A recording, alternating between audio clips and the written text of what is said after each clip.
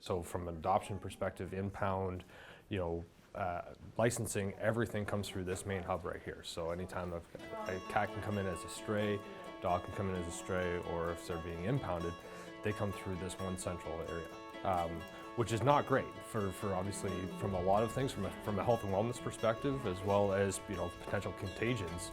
It's not ideal. It's not optimum by any stretch. You can tell, ventilation-wise, it's not the greatest from an HVAC perspective. So that's a big key as part of the new build. That's a huge piece that we're going to be looking towards. But anyways, this is kind of the front reception area. It's functional. It works hard. Susan is one of the ones that work extremely hard on a day-to-day basis. Susan's been here for almost 16 years. 16 years next month, right? So September, 16 years, yeah. So again, we've got another animal care attendant that's been here for 18 years. And Mary, our main receptionist, who's away today, has been here for 42 years. She is, yeah, so you want to talk about bread and blood, sweat and tears, these ladies have it all the way through.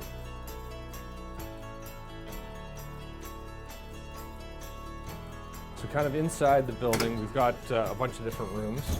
We've got, I can kind of show you in here a little bit. This is our laundry room and kind of kitchen area for doing dishes and so on and so forth. So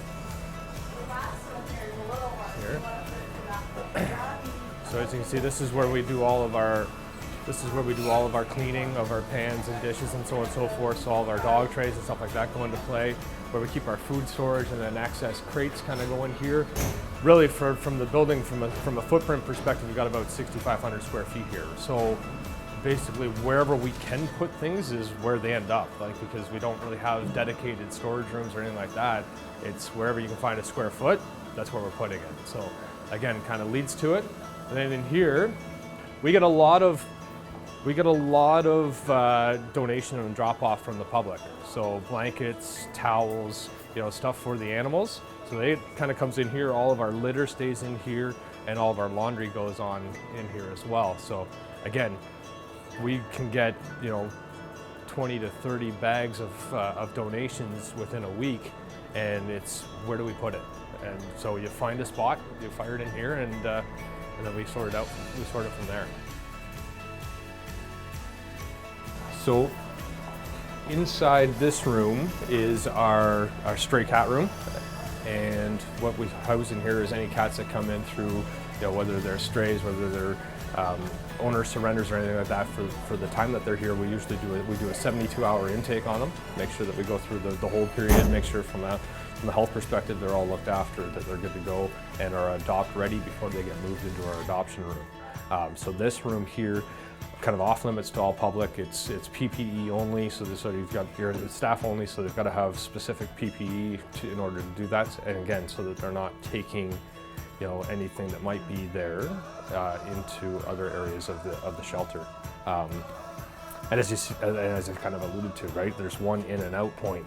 So we've got to be very, very careful on what's coming in, and from a disease control perspective, where the new build is going to have its own separate entrance for any kind of cats or dogs that are coming in through impound or that are stray, so that we can contain that from a health and wellness perspective, and not interrupt with the general public or flow or anything from an adoption perspective. Essentially, this is a shell of what the new one's going to be. So we're going to see probably, you'll see a big change once we get into the adoption room. You can see what the kennels look like there.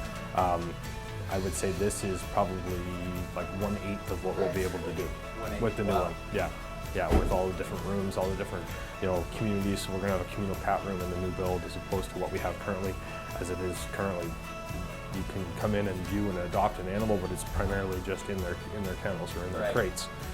We need that social interaction piece. We can do it more with dogs because we have the outdoor area, but inside, we've got, with space limitations, we really don't have a whole lot of opportunity to do that. So, You're about 1/8 of what you could be at, really. Exactly. Yeah, and then the sky's the limit with regards to space planning and stuff like that. When you get a new build or a new room, like again, it's going to be 2, 3, 4 times the size of this, or if there's going to be more of them, then we can be able to set the rooms up and set the facility up for the animals.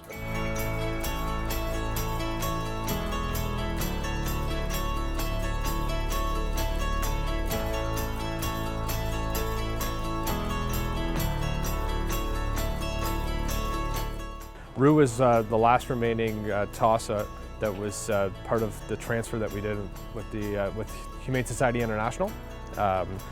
We helped facilitate a rescue of 80 animals out of South Korea, and with that, so 15 of them came directly to Peterborough.